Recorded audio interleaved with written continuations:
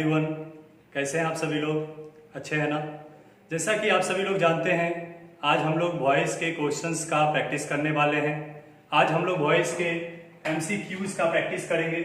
MCQ का पूरा नाम होता है मल्टीपल चॉइस क्वेश्चंस, जिसे आप ऑब्जेक्टिव क्वेश्चंस भी कहते हैं।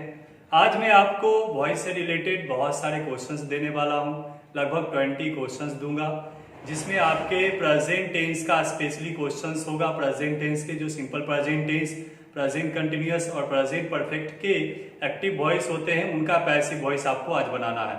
इसमें आपको हर एक क्वेश्चन के साथ 4 ऑप्शंस दिए जाएंगे।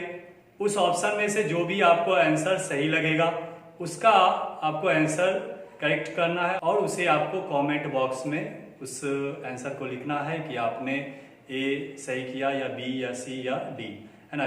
जो भी आपको सही लगेगा आप उसको कमेंट करेंगे और मैं चेक करता रहूँगा कि आप कितने सही कर पा रहे हो। इस तरह से आप अपने नॉलेज को चेक कर सकते हैं कि आपने वॉइस के प्रेजेंट टेंस का जो रूल्स पढ़ा है उसमें से आप कितना सीख पाए हैं और कितना समझ पाए हैं। तो आप लोग अपने कॉपी और पेन के साथ रेडी हो जाइए।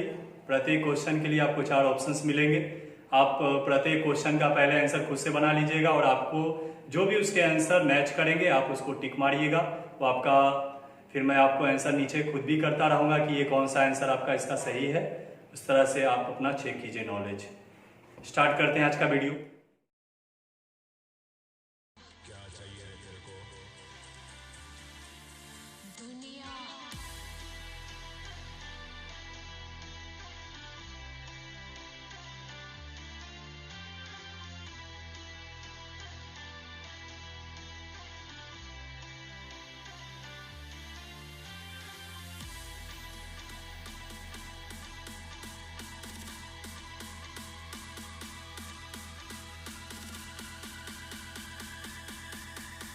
क्या चाहिए रे तेरे को?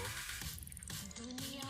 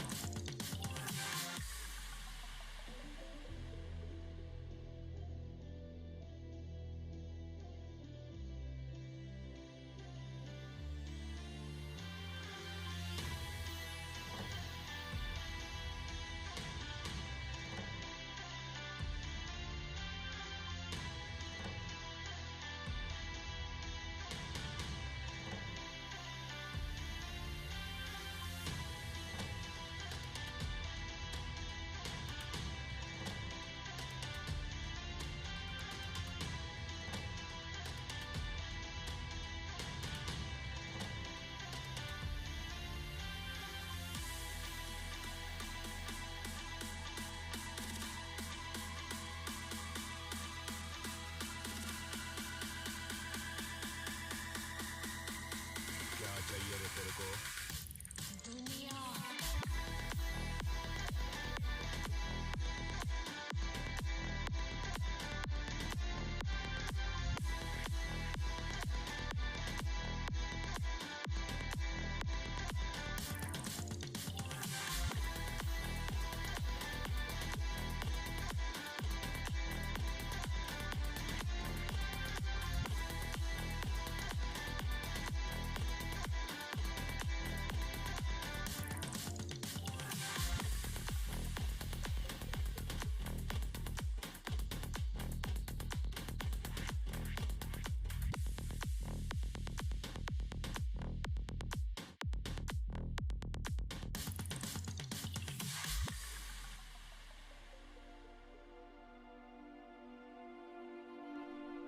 एक बार एक बच्चे ने अपने पापा से पूछा, पापा मेरी लाइफ की क्या वैल्यू है? तभी पापा ने कहा, अगर तुम सच में अपनी ज़िंदगी की कीमत समझना चाहते हो तो मैं तुम्हें एक पत्थर देता हूँ। इस पत्थर को लेकर मार्केट में चले जाना और अगर कोई इसकी प्राइस पूछे तो कुछ मत कहना, बस अपनी 2 उंगली खड़ी कर देना। वो लड़का मार्केट गया। वो कुछ देर तो वहाँ ऐसे ही बैठा रहा, लेकिन कुछ देर बाद ही एक बूढ़ी औरत उसके पास आई और उस पत्थर का प्राइस पूछने लगी। वो लड़का एकदम चुप रहा, उसने कुछ नहीं कहा और अपनी 2 उंगलियां खड़ी कर दी। तभी वो बूढ़ी औरत बोली, 200 रुपये, ठीक है, इस पत्थर को मैं तुमसे खरीद लूंगी। वो बच्चा एकदम से शॉक्ड हो गया कि एक पत्थर की कीमत 200 रुपये, जो कि पत्थर जनरली कहीं पर भी मिल जाते हैं, लेकिन उसका प्राइस 200 रुपये। वो तुरंत अपने पापा के पास गया और बोला, पापा मुझे मार्केट में एक बूढ़ी औरत मिली थी और इस पत्थर के 200 रुपये देने के लिए तैयार थी। पापा ने कहा, इस बार तुम इस पत्थर को म्यूजियम में लेकर जाना और अगर कोई इसका प्राइस पूछे तो कुछ मत कहना, बस अपनी 2 उंगली खड़ी कर देना। वो लड़का म्यूजियम में गया और वहाँ पर एक आदमी की नज़र उसके हाथ में रखे पत्थर पर पड़ी और तभी उसने उस पत्थर का प्राइस पूछा। वो बच्चा एकदम चुप रहा और उसने अपनी 2 उंगलियां खड़ी कर दी। तभी वो आदमी बोला, 20,000 रुपये, ठीक है, मैं तुम्हें इस पत्थर के 20,000 रुपये देने को तैयार हूँ, ये पत्थर तुम मुझे दे दो।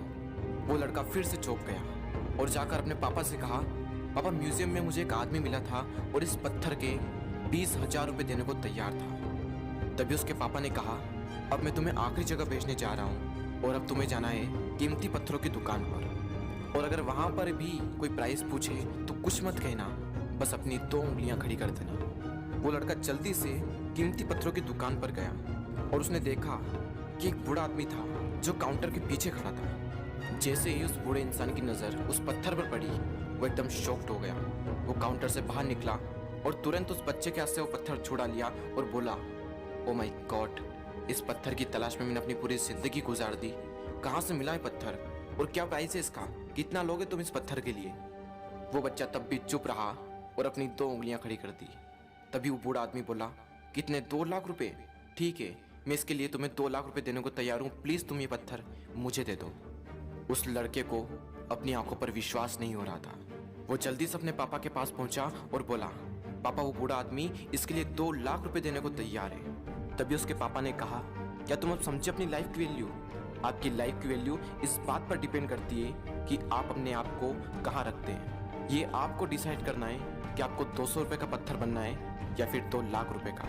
ज़िंदगी में कई सारे ऐसे लोग होते हैं जो आपसे बहुत प्यार करते हैं, उनके लिए आप सब कुछ हैं, और कुछ लोग ऐसे भी होते हैं जो आपको सिर्फ एक वस्तु के रूप में उपयोग करेंगे, उनके लिए आप कुछ भी नहीं हो। ये आपके ऊपर डिपेंड करता है कि आपकी लाइफ की वैल्यू क्या होगी।